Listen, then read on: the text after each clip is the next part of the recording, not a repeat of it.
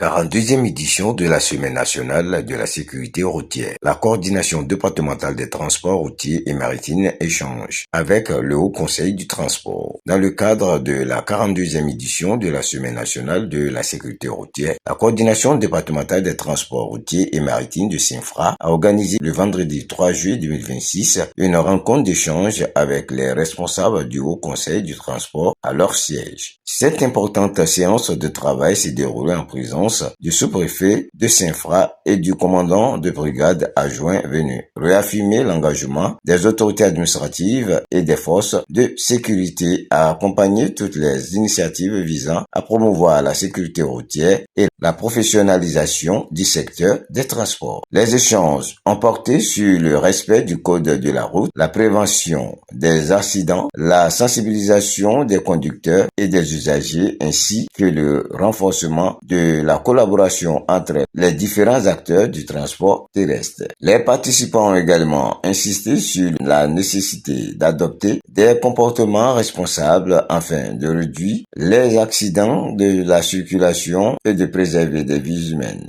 À travers cette rencontre, la coordination départementale des transports routiers et maritimes et le Haut Conseil du transport réaffirment leur détermination à œuvrer ensemble pour une mobilité plus sûre et un transport plus responsable dans le département de Sinfra. Je le disais tantôt, cela témoigne également de l'importance que les autorités administratives de notre localité accordent à la préservation de la vie.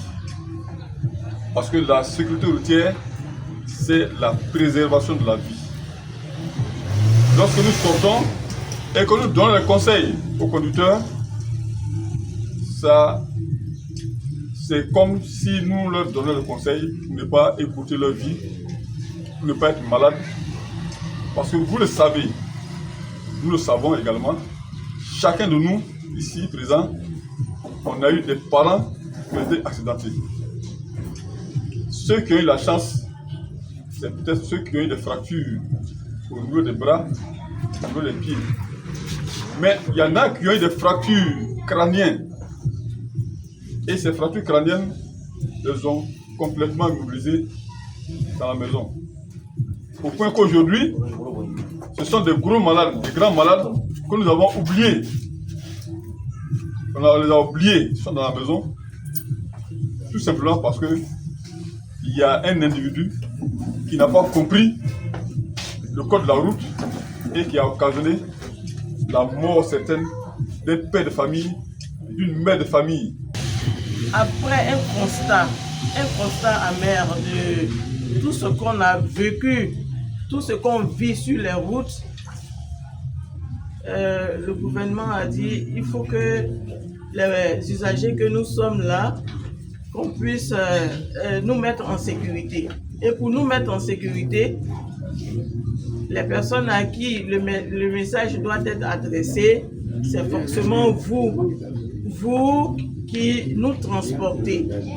Alors, pour faire baisser le taux d'accidents sur les routes, nous voulons nous adresser à vous. Vous qui êtes les responsables, vous avez vos agents qui sont à bord de vos véhicules.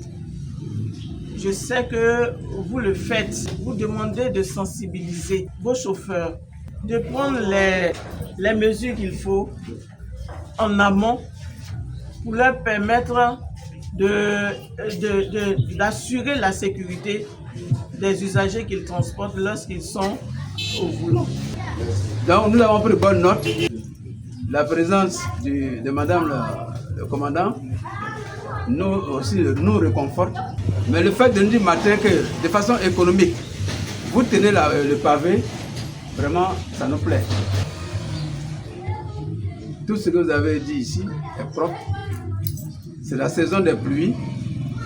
Lorsque un pneu n'a pas de crampon, que vous freinez brusquement, c'est comme si vous avez une calebasse sur de l'eau.